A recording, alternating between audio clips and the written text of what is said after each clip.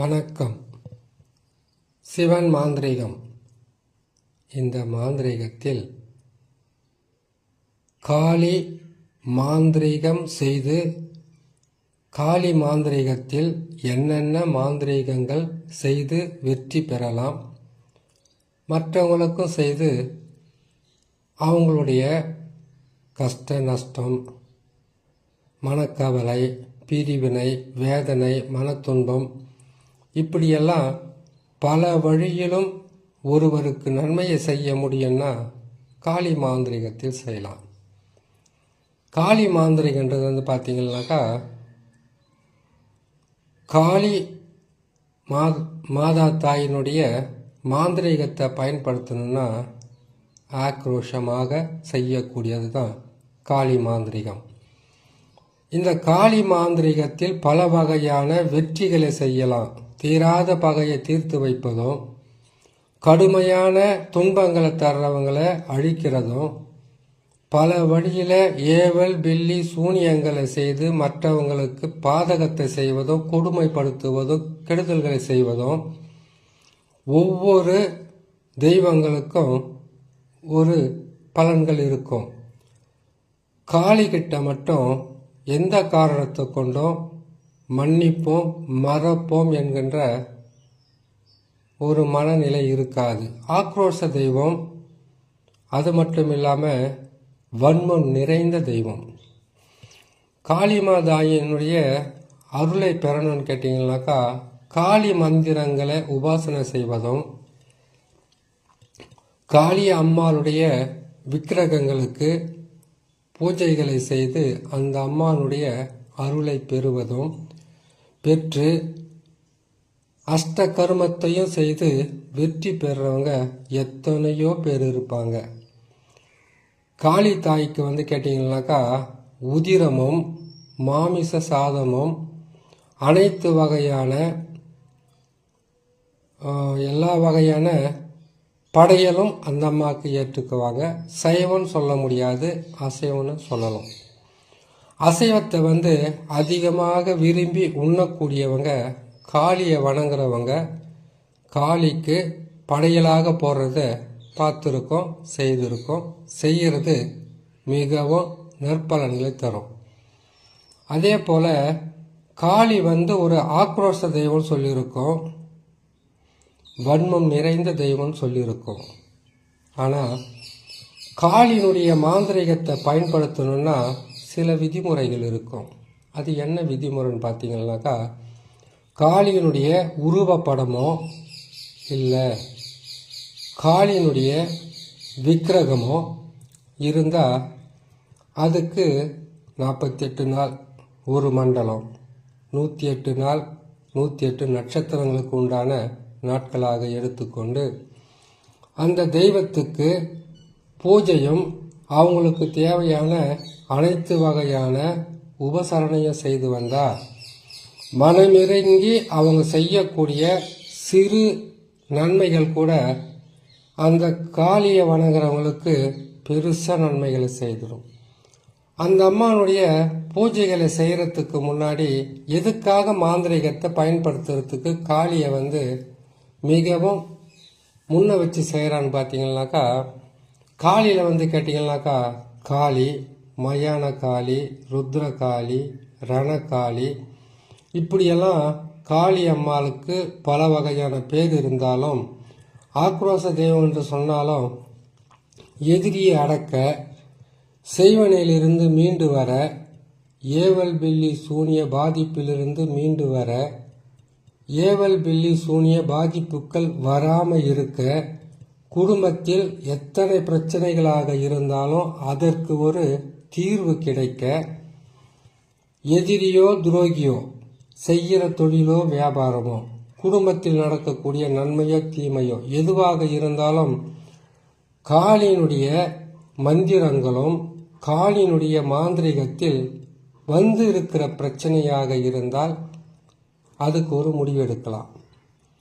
இல்லை பிரச்சனையில் மாட்டிக்கிட்டு இருக்கிறவங்களுக்கு ஒரு நல்ல முடிவை செய்து அவங்கள காப்பாற்றலாம்.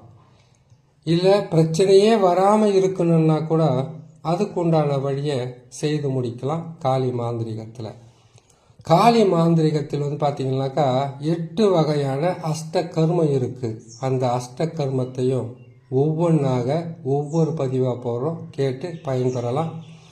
தெரியாததை தெரிஞ்சு நீங்கள் செய்து வெற்றி பெறலாம். சரி, காளியினுடைய மாந்திரிகத்தை நாம் பயன்படுத்தணும்னு கேட்டிங்கனாக்கா, அஷ்ட துர்கை மூலிகையில் வந்து 8 வகையான மூலிகை வந்து மிகவும் உயர்ந்த மூலிகை. அந்த மூலிகையை வச்சு எல்லா வகையான மாந்திரிகமும் செய்து வெற்றி பெறலான்னு ஏற்கனவே ஒரு பதிவில் நான் போட்டிருக்கேன்.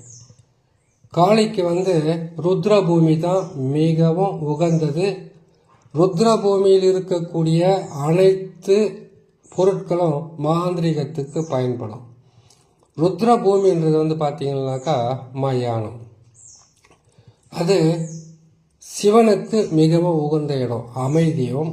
அமைதியை தேடுகின்ற மனிதனும் கடைசியில் அடக்கம் பெற்று தன்னுடைய வாழ்க்கையில் ஏற்பட்ட பல வகையான இன்ப துன்பங்களை அனுபவித்து அமைதியாக இருக்கக்கூடியது தான் மயான அமைதி ருத்ர பூமின்னு சொல்லுவாங்க. அந்த இடத்தில் இருக்கக்கூடிய எந்த பொருளாக இருந்தாலும் மாந்திரிகத்துக்கு மிகவும் உதவியாக இருக்கும். எந்த பொருளாக இருந்தாலும் மயானத்தில் இருக்கக்கூடிய மண்ணு கூடவா மாந்திரிகத்துக்கு பயன்படும் கேட்டிங்கன்னாக்கா, கட்டாயமாக பயன்படும். அதில் எந்த விதமான மாற்றமும் இல்லை. மயானத்தில் இருக்கக்கூடிய எருக்கன் செடி, மயானத்தில் இருக்கக்கூடிய அந்த உடைக்கிற சட்டி முதல் கொண்டிருந்து மயானத்தில் இருக்கக்கூடிய செடி, மரம், சாம்பல், அங்கே இருக்கக்கூடிய எலும்பு எதுவாக இருந்தாலும் மாந்திரிகத்துக்கு பயன்படும். அதனால்தான் நமது முன்னோர்கள் என்ன சொல்லியிருப்பாங்க கேட்டீங்கன்னாக்கா, மயானத்துக்கு போன எந்த பொருளையும் திரும்ப கொண்டு வரக்கூடாதுன்னு சொல்லுவாங்க. இதில் வந்து ஒரு சிலருக்கு சந்தேகம் இருக்கலாம். அப்போ மயான வழியில் போகிற மனுஷனை திரும்பி வீட்டுக்கு வரக்கூடாதா அப்படின்னு கேட்கலாம். உயிருள்ள பொருட்கள் அது வரலாம், உயிரற்ற பொருட்கள் கொண்டு வரக்கூடாது. மயானத்தில் இருக்கிற பொருளை வீட்டுக்கு கொண்டு வரக்கூடாது, ஆலயங்களுக்கு கொண்டு வரக்கூடாதுன்ற விதி ஒன்று இருக்குது.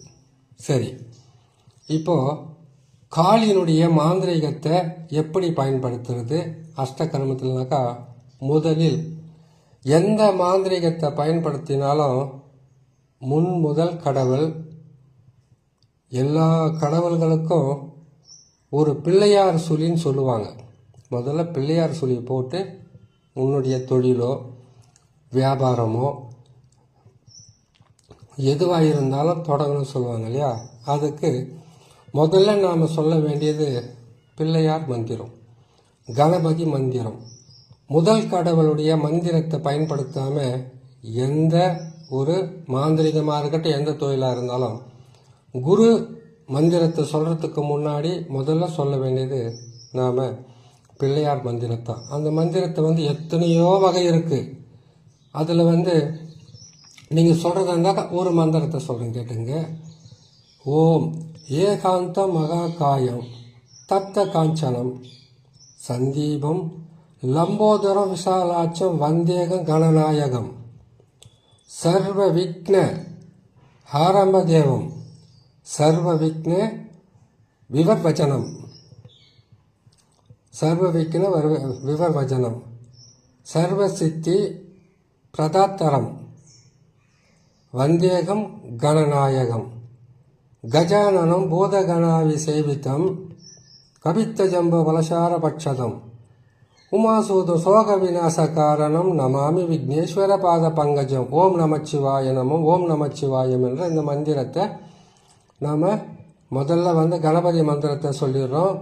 அதுக்கப்புறமா இந்த கணபதி மந்திரத்தை சொல்லிடுறோம். அதுக்கப்புறம் குரு மந்திரத்திலேருந்து ஆரம்பிக்கணும். குரு மந்திரத்தை சொல்லிக்கிட்டாக்கா, ஓம் குரு பிரம்மா குரு விஷ்ணு குரு தேவ மகேஸ்வரா குரு சாட்சாத் பரபிரம்மா தஸ்மை ஸ்ரீ குருவே நமன்ற மந்திரத்தை சொல்லிட்டு அதுக்கப்புறம் காளியினுடைய மந்திரத்தை நீங்கள் பயன்படுத்திக்கலாம்.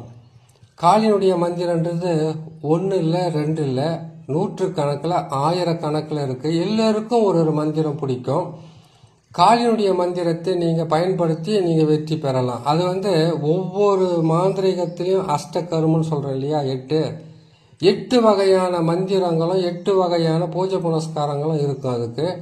அது ஒவ்வொன்றையும் ஒவ்வொரு முறையும் சொல்லி அதுக்கு உண்டான வழி எப்படின்றது அஷ்டகர்மத்தில் பல வகையான மாந்திரிகம் இருந்தாலும் மலையாள மாந்திரிகமோ மலையாள பகவதி மாந்திரிகமோ அதுக்கப்புறம் கேட்டிங்கன்னாக்கா இந்த காளி மாந்திரிகத்தில் இதுவும் ரொம்ப ரொம்ப கடுமையாக பாதிப்புகளை கொடுத்து மற்றவங்களை அழிக்கக்கூடிய வழியில் தான் இருக்கும். ஆகையால் காளியினுடைய மாந்திரிகத்தை ஒவ்வொரு பதிவாகவும் ஒவ்வொன்றாக போடுறேன், கேட்டு பயன்பெறலாம். இன்னொரு நல்ல பதிவில் உங்களை நான் சந்திக்கிறேன். நன்றி.